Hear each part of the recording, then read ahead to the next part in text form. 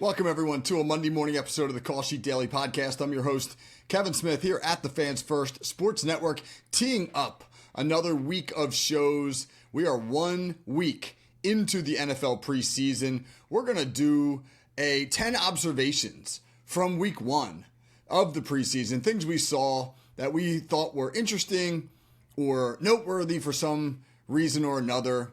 A lot of interesting stuff going down. Even though we're still not at the real football portion of the schedule yet, there's still an awful lot to talk about. Hey, before we do that, some quick business. If you get a chance, you like this podcast, give us a like or subscribe to us on Spotify or Apple or YouTube or wherever you're consuming this material. Really helps us out with our profile and trying to promote the network. It's been a really good 2 years so far, not yet 2 years, almost 2 years at the Fans First Sports Network. And we're very grateful to your support. So if you get an opportunity to kind of bump us, please do so. Okay, so let's jump in. Week 1 of the NFL preseason in the books.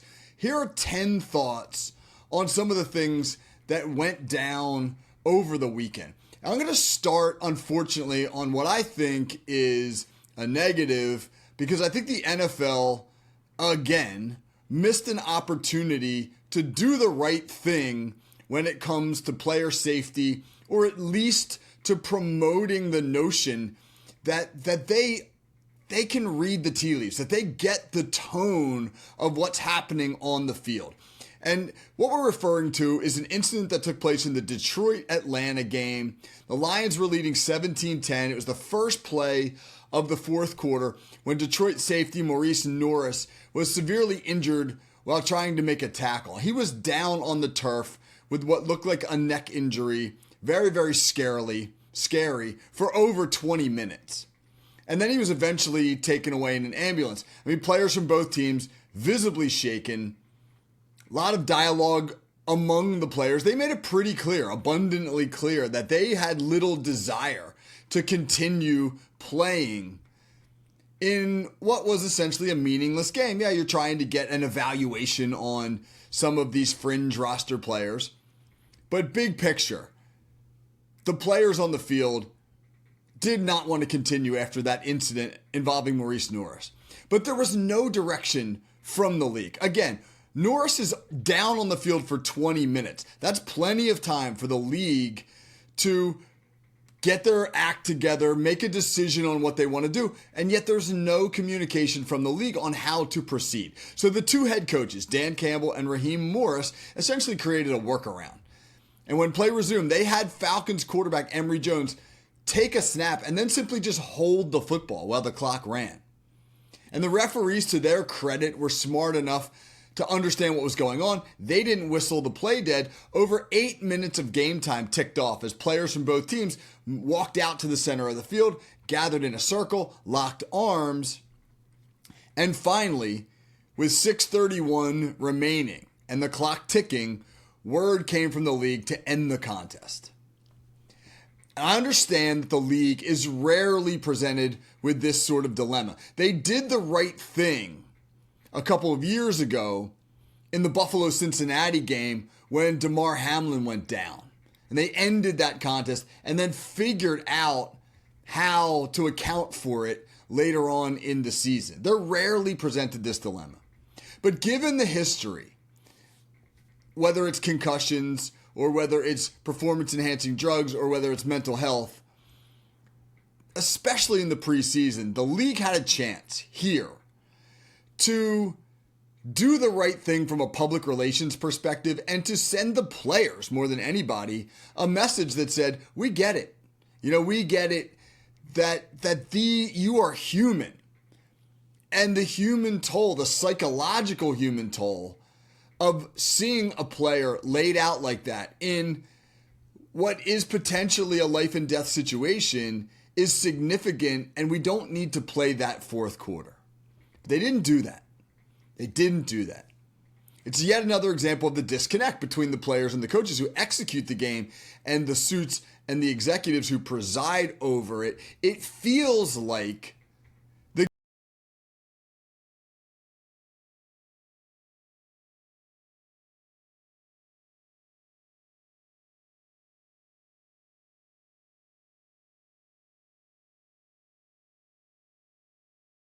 recognize that unique circumstances require unique responses.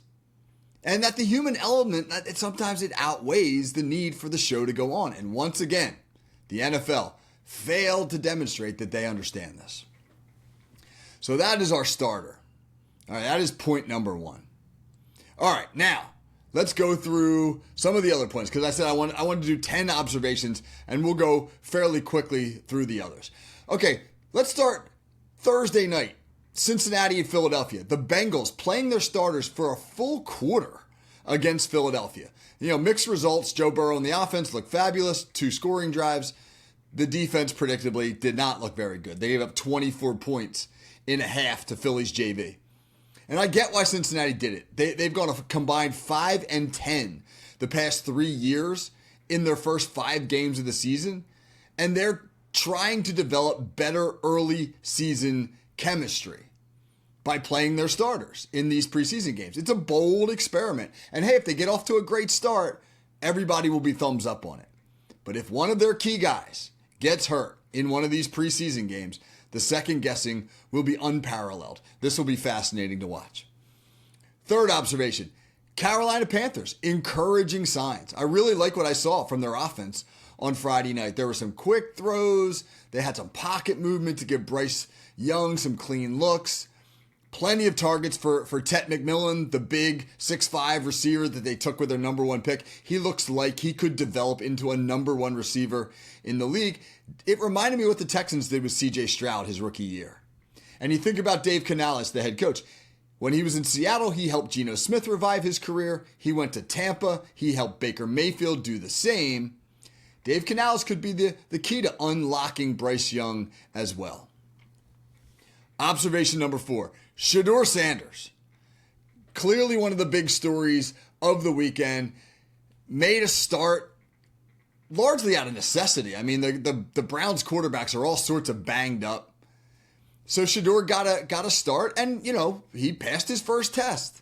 He was mostly composed in the pocket. He made some good decisions with the football. And Kevin Stefanski kept it simple for him. Lots of quick throws, pretty basic concepts. Shedeur did a nice job on a 3rd and 9 play where the Browns got into an empty set and he recognized a 0 blitz and he managed to scramble out of the pocket and run for a first down against it. I mean, Browns fans, man, should probably curb their enthusiasm a little bit. I think some of them are busting out the chisel ready to, chisel out Shedeur's bust for Canton. He led 2 scoring drives, but, again, they were second quarter drives against Carolina backups, and one of them started inside the 10-yard line after Carolina muffed the punt. So I'm not getting too carried away with Shedeur. But he passed his first test. And for that, I think Browns fans should be excited. All right, now, Burrow did some good things. Young did some good things. Shedeur Sanders, all these guys, impressive. But the best quarterback of the weekend was probably Philadelphia's backup, Tanner McKee. I mean, he played into the 3rd quarter against the Bengals, rolled up 24 points, 20 out of 25 passing, 252 yards, 2 touchdowns. He also scored on Philly's signature tush-push play. He looked comfortable and confident. He looked like a veteran who'd been running the offense for a while. On time with his throws, sharp. He'd been sharp last year when he finished off the season finale, when they rested Jalen Hurts and most of their starters, led the team to a victory against the Giants. I mean, it feels like if Jalen Hurts is out of the lineup for any reason this year, Tanner McKee could step in and direct that high-powered offense without a hitch. All right, observation number 6. I've been banging the drum ever since the draft, ever since really I saw him at the Combine, for TreVeyon Henderson as a dark horse Rookie of the Year candidate. I loved him at Ohio State. I love what he can do in space. And he was electric at the Combine. And I really wanted the Steelers to draft him. But I've been banging the drum for him as a guy who could be sneaky, low-key, as the kiddies say, right? Could be a low-key Rookie of the Year candidate. So how did he start his NFL career in his debut over the weekend? Well, opening play of the New England game, took the kickoff back 100 yards for a touchdown. First time he touched the ball as a pro, 100 yards for a touchdown. He also got 1 carry from scrimmage in the game, which he took for 18 yards. 2 touches, 118 yards from scrimmage for TreVeyon Henderson. His explosiveness gives New England's offense an element they've been missing, it seems like, forever. Even those Tom Brady offenses were more methodical than they were explosive. I mean, I'm probably wrong about this. I'm sure I'm missing somebody, but it almost feels like you got to go way back to Randy Moss since the last time New England had a guy who could score anytime he touches the ball, and that's who TreVeyon Henderson feels like. All right, observation number 7. Pittsburgh Steelers may have found themselves a red zone wrecker. They have been terrible in the red zone the last couple of years. Terrible. But they culminated their opening drive of the preseason with Mason Rudolph throwing a 19-yard touchdown pass to their 6'7", 270-pound tight end, Darnell Washington. And that thrilled the Pittsburgh fan base because they have been clamoring for Washington to get more targets. His first 2 years in the league, 26 catches total. And Steelers fans don't understand. Why is he not touching the ball more? He's a matchup nightmare, 6'7", 270. But those first 2 years, he was close to 300 pounds. He didn't move great. He had a tough time getting open. I mean, when he had the ball in his hands, it took a special person to stand in front of him and try and bring him to the ground. But it was hard getting him the ball. He didn't get open. He was too heavy. So he's dropped about 25 pounds. He's now closer to 270. He's already emerged in camp as one of Aaron Rodgers' favorite targets. And the Steelers, the moment they got into the red zone on Friday night, they went right to him for a 19-yard touchdown. So fantasy nerds, if you don't know his name, Darnell Washington, looks like he could be a huge red zone threat for the Steelers. All right, observation number 8. In that same game, this is mind-blowing. Jacksonville kicker Cam Little hit a 70-yard field goal. A 70-yard field goal. That would have broken the NFL record by 4 yards if it had occurred in the regular season. And while, hey man, hats off to Cam Little. But while we should celebrate his accomplishment, we should also ask this question. At what point is the NFL going to have to re-examine the way it handles the field goal? Right? I mean, at what point are the kickers just going to be too good for a field goal to still be worth 3 points? Because Jacksonville didn't even need to cross midfield for them to get 3 points out of that drive. They kicked that ball from there. They had the ball on their own 47-yard line. Lined up, knelt down to spot the kick at their own 40. I mean, conceivably, that means you could receive the opening kickoff, make 1 first down, and be in field goal range. And I don't think that is really what the NFL had in mind when the field goal became a thing way back when. So much like with the kickoff format, which has changed, are we headed for a point where the field goal is going to have to be reevaluated? I'm not saying take it out of the game, but are we headed for a point where we're going to have to, play with the value of a field goal from certain parts of the field? It'd be very interesting to see if we reach that point. Honestly, I don't think we're that far off. It's incredible how much better the field goal kickers have gotten just in the past decade, and how 50-plus yard field goals, which used to be made within equivalency of like 3-point shots in the NBA, you're making them 40-something% of the time, are now turning into layups. Guys are making them now 80-something% of the time. The kickers are just too good. All right, observation number 9. Good start for Justin Fields with the Jets. And what I liked about that, I watched some of that game. Fields took him down the field. They scored on an opening drive. He scrambled it in from 13 yards using his signature athleticism. I liked the play designs. I thought that the play designs were interesting. They went from everything from spread sets to old school pro eye with a fullback with his hand in the ground. They ran play action. They ran wide zone. They ran boot. They ran a really nice play action protection off the wide zone with a fullback offset like a wing. And he came all the way back to protect the backside C-gap. And then when nobody was there, he slipped out, ran an OTB route and over the ball route. And by that point, the linebackers had totally forgotten about him and taken these deep drops. And Justin Fields checked it down to him and he ran for about another 25 yards. I don't know what that's going to translate to. The New York Jets have not had a good quarterback in forever. But there feels like there's some life to this Jets team. You know, Aaron Glenn feels like maybe the right guy to breathe life into this Jets team. And who knows if Justin Fields can find his rhythm in New York. But it feels like he's got a shot. You know, it feels like the Jets, maybe they got a shot to finally, turn something on. All right. Observation number 10. We'll end with this. Is anybody shocked that the Baltimore Ravens won their preseason opener? If you are a betting person, go to your local sports book, go online, and lay money on the Ravens to win this weekend.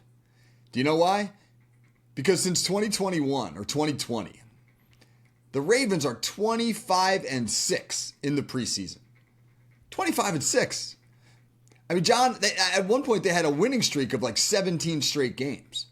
I mean, John Harbaugh has had his struggles in the postseason, and I'm sure every Raisin fan, did I call them the Raisins? Oh man, that might have to become my new nickname for the Ravens. Every Raisins fan would trade postseason success for preseason success.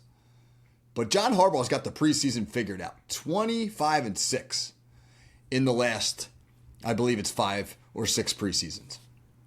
So, load up on the Ravens in the preseason for whatever that's worth. All right. Really interesting start to the NFL preseason.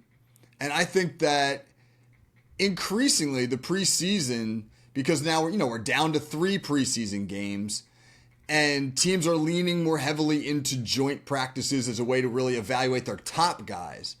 I think the preseason games are really interesting now for the depth of the roster and for new quarterbacks.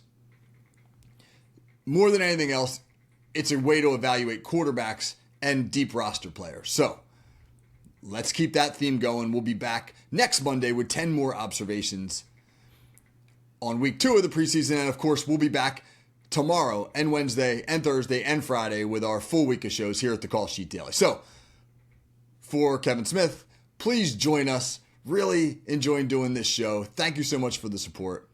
And we'll catch everybody again tomorrow. Have a great day, everyone.